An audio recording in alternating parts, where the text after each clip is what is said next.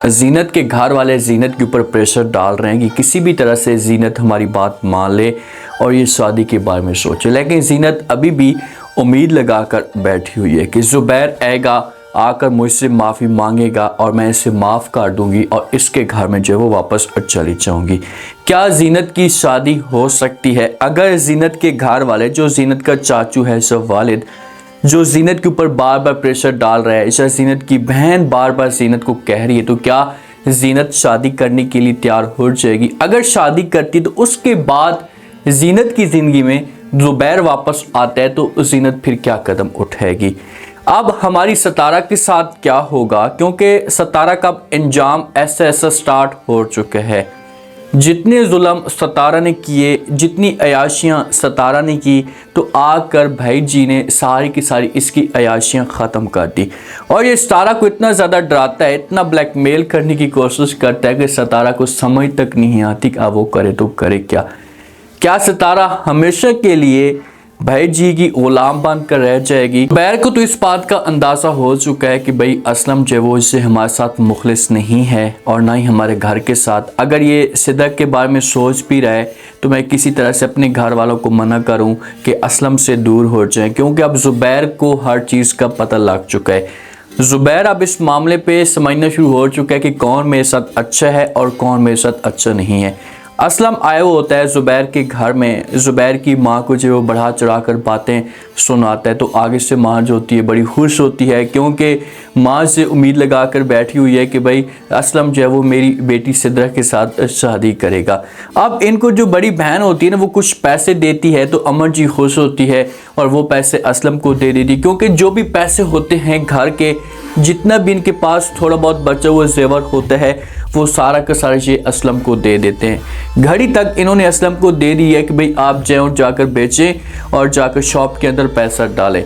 तो ज़ुबैर जो होता है ना, इसी मामले पे घर में बात भी करता है, अपनी माँ को, अपनी जो बहन को कहता है कि अमर जी, ये जो बहन के पैसे आपा के इन्होंने दिए हैं तो इससे खुश होने की क्या ज़रूरत है, ये तो फिर कल को आपने पैसे वापस भी करने हैं। और असलम को कहता है कि अमर जी ने आपको घड़ी दी थी, उस घड़ी का आपने क्या किया? अभी तक आपने शॉप के अंदर पैसे क्यों नहीं डलवाए? अगर आपने पैसे नहीं डलवाए, आपके पास वो घड़ी है, तो ऐसा करें कि हमें वो घड़ी वापस कर दे। अब ज़ुबैर को यकीन है कि भाई इस बंदे ने घड़ी बेच दी है और पैसे अपनी जेब में डाल दिए हैं, लेकिन वो इस हिसाब से बात कर रहा होता है कि चलो यार, असलम के साथ मेरा पुराना रिश्ता है, तो किसी भी तरीके से बात को उस मकाम तक ना ले जा सके कि असलम जो वो नाराज़ हो जाए। अब असलम यहाँ पर जवाब नहीं देता, असलम थोड़ा सा मूड बनाता है। असलम यहाँ पर मुश्किल में फंस सकता था, लेकिन जो ज़ुबैर की माँ होती है ना, ये ज़ुबैर के ऊपर गुस्सा करना शुरू कर देती है।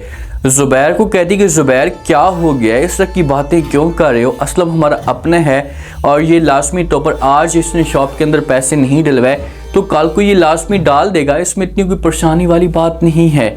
लेकिन जहाँ पर ज़ुबैर तो परेशान होता है, ज़ुबैर तो बार बार यही बात कर होता है, लेकिन माँ और सिद्रा ये दोनों ज़ुबैर के ऊपर गुस्सा करते हैं और ज़ुबैर को चुप करा देते हैं। ज़ुबैर को कहते हैं कि भाई घड़ी हमारी है, आपको टेंशन लेने की क्या ज़रूरत है, आप सुकून के साथ खाएं पिएं और इस बात की आप टेंशन ना लें। असलम कभी भी हमारे साथ धोखा नहीं कर सकता। सिद्रा जो होती है ये भी ज़ुबैर के ऊपर गुस्सा करती है, माँ को कहती कि माँ जी इस बंदे से जान छुड़वाएं, ये बंदा हमें जो वो कहीं का नहीं छोड़ेगा।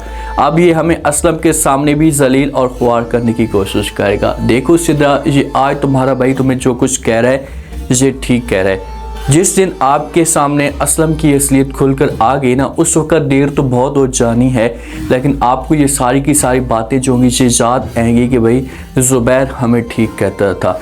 अब जो सतारा होती है, सतारा का जो तारफ़ होता है भाई जी हर जगह पर करवाता है, क्योंकि इसे यूज़ करना चाहता है।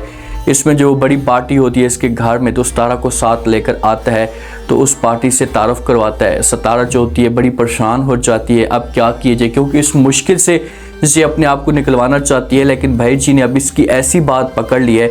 अब इसे रूम के अंदर जो वो रखा जाता है, इसके लिए जो खाना लेकर आते हैं, नाश्ता वगैरह, तो सतारा नहीं करती, तो भाई जी इसके पास आते और आकर कहते हैं कि भाई आप चुपचाप खामोशी के साथ ये नाश्ता कर लें, हो सकता है कि आपके पास ये आज आखिरी दिन हो यहाँ पर नाश्ता करने का, क्योंकि मैं जा रहा हूँ हवालात के लिए, क्योंकि शॉपिंग के लिए तो आपको मैं लेकर नहीं जा सकता। जो आपने काम किए तो आपको सिर्फ और सिर्फ हवालात के अंदर ही रखा जा सकता है। तो अभी जा रहा हूँ इंस्पेक्टर के पास, उसके साथ जाकर डिटेल लेता हूँ आपकी कि भाई आपने क्या किया, किस तरह से गेम डालने की कोशिश की है। तो आप रेडी हो जाएँ, फिर आपको वहीं पर जाना होगा। तो ये बातें जब सितारा सुनेगी तो बड़ी परेशान हो जाएगी और ये फिर मिन्नतें तरले करना शुरू कर देगी भाई जी के। इसके सामने रिक्वेस्ट करेगी कि भाई जैसा भी आप चाहते हैं मैं आपकी हर बात मानने के लिए तैयार हूँ, लेकिन प्लीज़ आप मेरे साथ ऐसा मत करें। जो बात आप मुझे कहेंगे आपकी हर बात मैं मानूंगी, लेकिन मैं यहाँ से हवालात नहीं जाना चाहती। तो भाई जी के पास यही ऑप्शन है और इस तरह से ये सितारा को ब्लैकमेल कर सकते हैं। अब सितारा इतनी ब्लैकमेलिंग में या मुश्किल में फंस चुकी है कि ये अपने फैसले पे पछता भी रही है कि यार मैंने जो कुछ भी ज़ुबैर के साथ किया वहाँ पर मैं अपनी ज़िंदगी को जो वो सुकून के साथ एंजॉय करवा रही थी, हर चीज़ मेरे सामने पेश हो जाती थी, लेकिन मैंने जो वो खुद अपने पाँव के ऊपर कुल्हाड़ी मारी है। आज मेरे साथ ऐसा हुआ है तो मेरी अपनी गलती है और सितारों को अपनी गलती का एहसास होगा। एहसास तो इसे होना चाहिए, लेकिन इसे कड़ी से कड़ी सज़ा भी मिलनी चाहिए। सज़ा कैसे मिल सकती है? इसे भाई जी को मारने पे भी आ सकती है और दूसरा इसको हमेशा के लिए अब सज़ा भी मिल सकती है, जेल में भी जा सकती है, क्योंकि पुलिस तो बार बार तफ्तीश कर रही है और भाई जी इसे नहीं छोड़ेगा। जिस हिसाब से भाई जी ब्लैकमेल कर रहा है, फ़िलहाल तो इसे डराने की कोशिश कर रहा है कि चलो मैं इसे अपने जाल में फंसाऊँगा, यूज़ करने की कोशिश करूँगा, लेकिन जब ये बात नहीं मानेगी तो ये मजबूर होकर जाएगा और जाकर इंस्पेक्टर को सब कुछ बता देगा। जीनत के ऊपर प्रेशर डाला जा रहा है। जो नीलम होती है उसकी बहन, ये बार बार जीनत को कहती है कि आप जो अपनी ज़िंदगी को ऐसे नहीं गुजार सकती, आपके लिए अच्छा चांस है कि आप जो वो शादी कर लें। लड़का भी आगे से अच्छा है, रिश्ते वाले आते भी हैं जीनत के घर में, तो आगे से जीनत जो होती है ये इनकार कर देती है। नीलम को समझाने की कोशिश करती और कहती है कि ज़िंदगी एक कीमती तोहफ़ा है हमारे लिए और मैं इसकी कदर करती हूँ और अपनी ज़िंदगी को जो वो मैं ऐसे नहीं गुजार सकती। ये नीलम को बोलेगी कि भाई मैं आपकी हर बात मानूंगी और ना ही मैंने कभी आपकी बात से इनकार किया है, बस मैं कुछ वक्त गुजारना चाहती हूँ अपनी बच्चियों के साथ, जो अपनी ज़िंदगी को जो वो गुजारना चाहती हूँ। मैंने शादी करके देख ली, मैंने मोहब्बत करके देख ली, लेकिन मुझे किसी किस्म का कोई भी रिजल्ट नहीं मिला। जब एक औरत के साथ जुल्म होते हैं, जब औरत को जब तकलीफ़ें दी जाती हैं तो उसके बाद औरत का जो दिल होता है ये पक जाता है और उसे मर्द से नफरत हो जाती। अब यही जीनत थी, ये ज़ुबैर के साथ तो मोहब्बत करती थी ना, इसने ज़ुबैर के लिए अपना सब कुछ कुर्बान कर दिया। ज़ुबैर जो भी अल्फाज अपनी ज़ुबान से निकालता था ये पूरी करने की कोशिश करती थी, लेकिन ज़ुबैर ने इतनी तकलीफ़ें दी हैं जीनत को, इतना इसके ऊपर जुल्म किया कि अब इसका जो दिल है ये पत्थर बन चुके हैं और जब किसी की भी बात के ऊपर यकीन नहीं करती और ना ही किसी मर्द के ऊपर, तो ये अपने बहन को मजबूर करेगी और बोलेगी कि नहीं मैं सब कुछ नहीं कर सकती। अगर ज़ुबैर ने तलाक नहीं दी ना तो फिर 100% जीनत जो होगी ये ज़ुबैर के पास चली जाएगी। ज़ुबैर आएगा, ज़ुबैर कोशिशें तो कर रहा है, माफ़िया बार बार जो मांग रहा है और अपनी माँ को, असलम को, सबको कहता है कि मैं जीनत के साथ मुलाकात करना चाहता हूँ। अब मुलाकात कैसे होती है ये तो आने वाली नेक्स्ट एपिसोड के अंदर पता चलेगा, लेकिन अगर इनका एंड हो तो फिर हैप्पी एंड हो। जिस हिसाब से ज़ुबैर को अपनी गलती का एहसास हुआ है तो इस तरह से फिर ज़ुबैर जाए और जाकर जीनत से माफ़ी मांगे तो जीनत प्यार के साथ इसे माफ़ करते। उम्मीद है आज का रिव्यू, आज के टीज़र आप लोगों को पसंद आया होगा।